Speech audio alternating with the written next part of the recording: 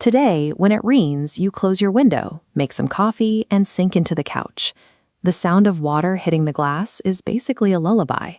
But for a human being 50,000 years ago, that exact same sound signaled an immediate survival crisis. Imagine tracking a herd for 2 days, memorizing their route, and then a heavy, wind-driven downpour hits. Suddenly, the mud washes away all the prints. You're stuck out in the open, and moving barefoot across wet, rocky terrain risks a twisted ankle, which out there meant death. This chart illustrates core body temperature over time. When you introduce wet skin to an environment even slightly below 50 degrees Fahrenheit, a human loses body heat up to 25 times faster. Without waterproof shelter, a prolonged storm drops you into lethal hypothermia within a matter of hours. Seeking shelter presented its own traps. The caves our ancestors lived in were usually located at the base of hills or near rivers. Archaeologists have found deep layers of flood sediment cutting right through occupied cave sites, proving that violent flash floods routinely rushed in while people were living there. And then there were the predators. Rain drove large animals indoors too. In South African cave sites, researchers have found human remains lying right alongside large cat remains in the exact same dirt layers. Some of those human skulls have puncture marks that perfectly match leopard teeth. A heavy rainstorm acted as a brutal spatial compressor. It squeezed humans, predators, and prey out of the open landscape and into the exact same dry sanctuaries at the exact same time, where they had to fight for the right to stay dry. Inside these compressed, highly dangerous caves, one single job mattered above everything else. You had to keep the existing fire going.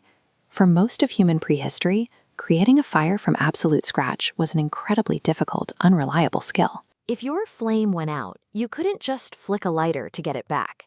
Groups actually had to physically carry smoldering coals from camp to camp. To do this, they used a biological lighter.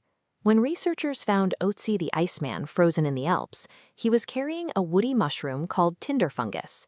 You could pack live coals inside this hollowed-out fungus, and it would keep the ember smoldering safely for hours while you traveled. When a massive storm hit, feeding the hearth required a specific science. You couldn't just pick up wet branches from the ground. You had to forage for the dead, lower branches of coniferous trees, which were shielded from the rain by the dense canopy above. Early humans also actively sought out birch bark. Birch contains a highly flammable chemical compound called betulin. Because of this specific chemical, the bark acts as waterproof kindling, catching sparks and burning intensely even when it is completely soaked. Letting the fire die during a multi-day storm meant losing your heat, your light, and your protection from whatever else crawled into the cave with you.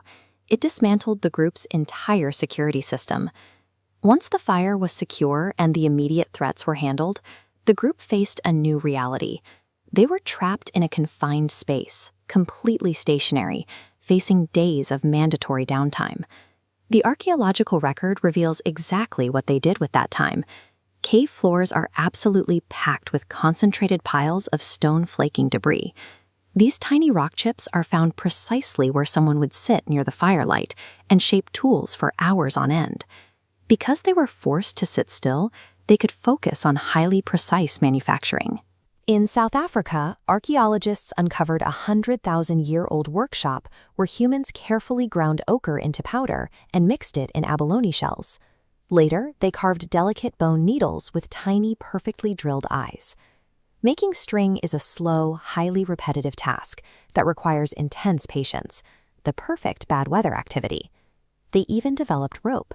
Using tools carved from mammoth ivory with specialized spiral grooves, they twisted raw plant fibers together, allowing them to bind tools, build better traps, and construct weather-resistant shelters. They used this confinement to engineer their living spaces. Excavations at Sabudu Cave show that 77,000 years ago, humans wove comfortable sleeping mats from specific local leaves. These top layers included Cape laurel, a plant that acts as a natural insect repellent. This forced stillness broke the cycle of day-to-day scrambling. Sitting out a storm gave early humans the required time to actively engineer their environment, methodically preparing the tools and shelter they would need for the months ahead. The focus indoors quickly moved beyond practical survival items. Deep inside these pitch-black cave systems, completely cut off from the storm outside, we see an explosion of abstract intellectual creation. Hundreds of meters underground, navigating by the light of burning animal fat lamps, they painted. The figures they left on the rock walls reveal a sophisticated understanding of animal anatomy, movement, and tense musculature. These detailed reconstructions of lions and bison were drawn entirely from memory. Look at the sheer volume of overlapping figures here. They spent countless hours layering these animals, showing an obsessive dedication to recreating the outside world. While the artists painted, the rest of the group talked.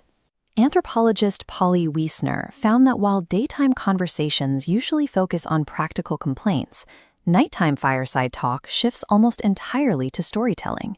These long, rainy storytelling sessions encoded critical survival data: where to find water, how to track a specific animal, which plants were toxic. This spoken repetition preserved information so effectively that Australian Aboriginal oral traditions accurately describe specific sea level changes that happened roughly 7,000 years ago. The physical confinement of a rainstorm forged human culture. The campfire acted as the original social network, a crucible where intergenerational memory was verified, repeated, and passed down to the young. Then the storm finally breaks, and the landscape the hunters stepped back into offered a sudden, massive advantage. The freshly soaked earth provided pristine tracking conditions.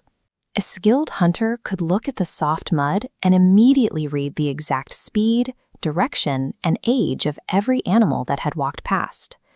The rain also triggered an explosion of accessible, calorie-dense food. In tropical regions, heavy rains prompt massive termite swarms to emerge from the soil.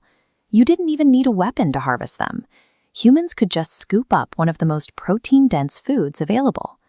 Ancient humans anticipated these weather cycles so thoroughly that they deliberately carved shallow depressions into rocks near their campsites, ensuring they captured and stored as much clean rainwater as possible. Bad weather did not delay human progression. The crisis of the storm was the mandatory incubator. It forced early humans to stop moving, sit down, and invent the technologies, the art, and the shared culture that ultimately define our species today.